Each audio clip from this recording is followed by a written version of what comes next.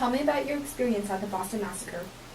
Well, my husband James and I were walking home one day, and we came upon a few of his friends who had gathered outside of this tavern. And they were talking about how they didn't like this British occupation.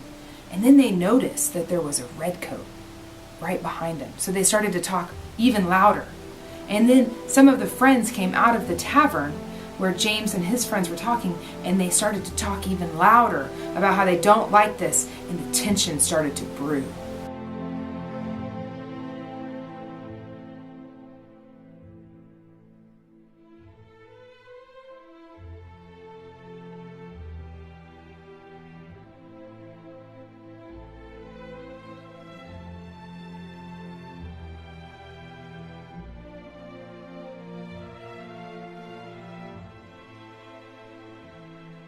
So I sacrificed a lot over the years for America.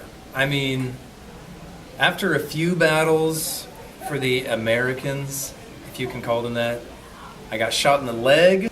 They chose other soldiers for promotions. They refused to acknowledge seniority.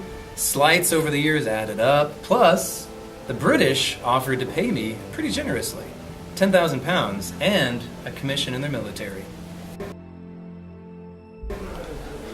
Well, I'm Hubert Kelly, and I own a plantation. I have about 100 slaves working for me on my many acres in Maryland where they grow and pick tobacco. The reasons we fought for during the Revolution. I'm a colonist who detested the taxes as much as anyone around me. I fought to get rid of them as well as to keep the way of government and say that we had within our colonies.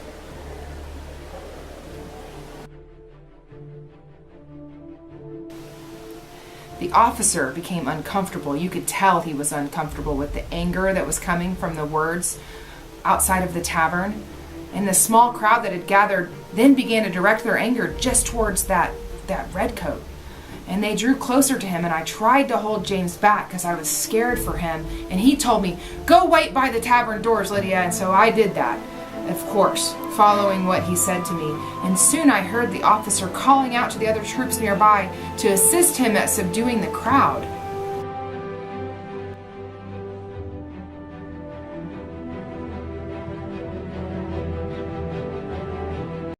What is your opinion on America? America? You mean the colonies? I mean, they aren't their own country after all, are they?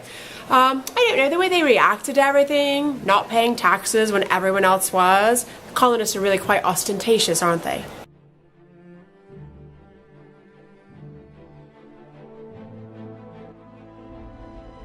Make every slave over 16 years old fight in the army. The way I saw it, we were fighting for everyone's freedom. If there hadn't been any slaves fighting, it would have been only white men fighting for all our freedom from the Britain. This made it fair.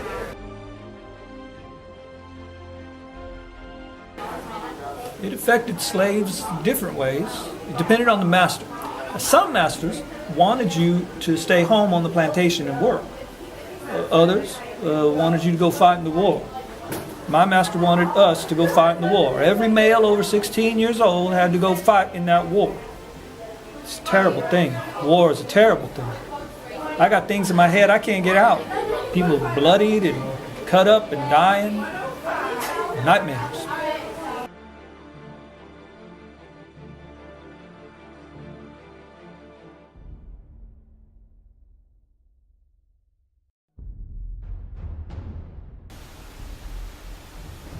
When I reached the end of the street, I turned around to see what was happening, and they were all yelling at that point and throwing snowballs at the redcoats that had come to join the original officer. Then there were troops in the distance, and they were threatening to shoot all of those people if they did not cease and desist. Some people came running past saying, "Where's the fire? Where's the fire?" They had heard the shouts of "Fire! Fire!" and I had to tell them that there was no fire of that sense. I had to tell them that a disagreement had started, a fight between some of the colonists and the group of redcoats.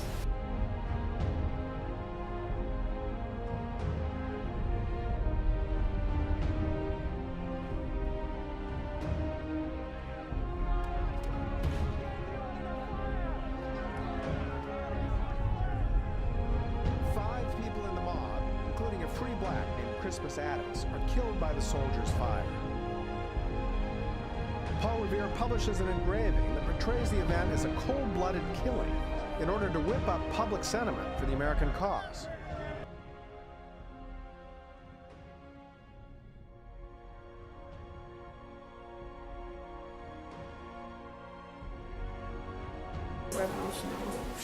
Pre-revolutionary, well, I've heard of the Boston Massacre, as they call it. I mean, those poor, brave soldiers, I heard they threw snowballs at them. Can you imagine? And the Tea Party, of course, the throwing out all that tea, and I heard that they dressed up as Indians to board the boat. The horror. Heaven forbid any of them drink their tea, either. I mean, honestly, the horror of throwing it out.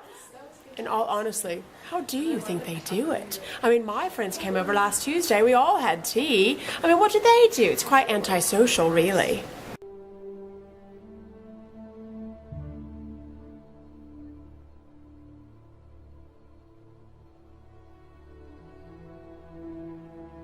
Well, at Fort Ticonderoga, Ethan Allen's men and mine overcame a small British garrison.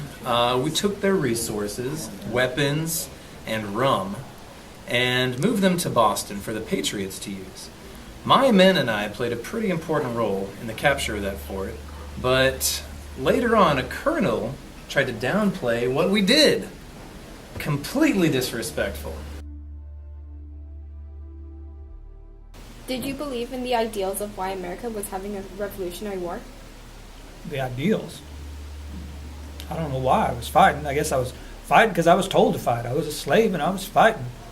Never really thought about fighting for what America could be. Never really thought of it in those terms. If anything, I guess I was hoping for more opportunities for slaves, for people like me. I didn't really think I'd ever be free, but I was just fighting for more opportunities. I didn't really start thinking about being free until after the war was over. That's when I started to fight for my own freedom. How did the Revolutionary War affect your life? A couple ways. First, there was that 3/5 law. I don't know if you know about that, the 3/5 Act. For the first time, we didn't count for nothing. Now, we didn't count for a whole person, but we counted for 3/5. And I think that's a step in the right direction. It's somewhat hopeful. The other thing was, the Constitution, did you know that it says all men are created equal? That's hopeful. Now, a lot of people don't think that applies to the slaves, but I tell you what, the slaves, they take that as a sign of hope. Because we were all men, and we are created equal. Another thing that was exciting was that after 1807, it's written in the Constitution that the states cannot import slaves from overseas. That's a huge thing, especially since a lot of states decided to ban it before 1807. A lot of slaves took that as very, very hopeful.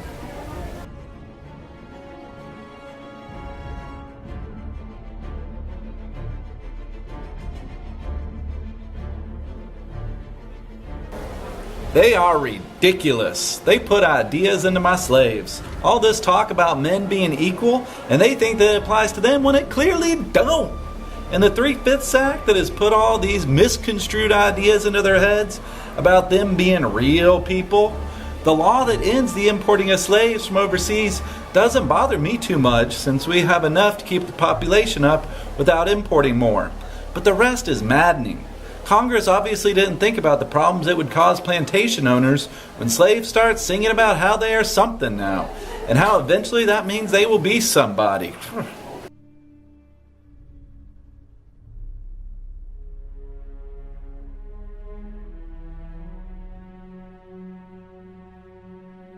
Valley Forge, that was the winter of 1777 to 1778. It was a pretty harsh one.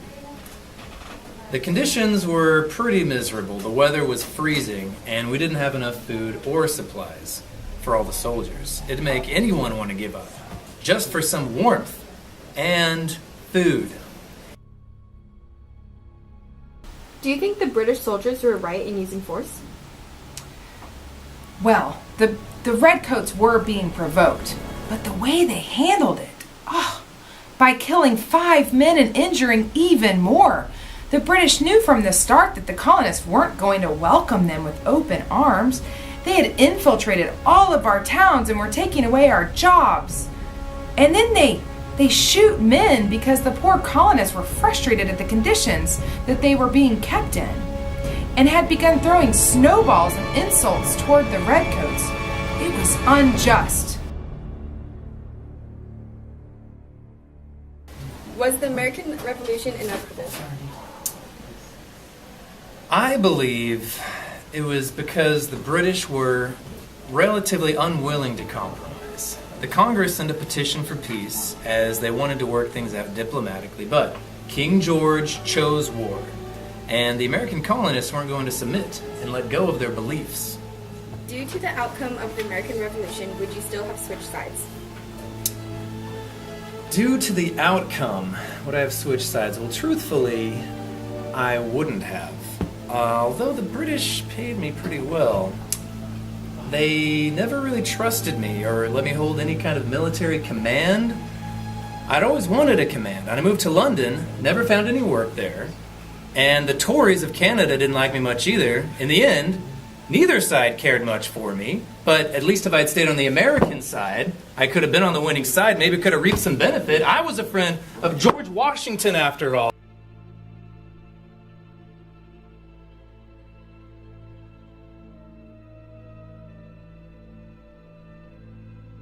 Do you think that a large-scale revolution is the key to our freedom? I do believe that England was expecting a revolution from us. They had instilled standing armies in the colonies, something that is not allowed in peacetime, because they feared an insurrection. I don't think that England would have just given us freedom. I have seen that the more we asked Parliament for more freedom and more say in what was our government and taxes in which we had a say, the more they denied our rights as people.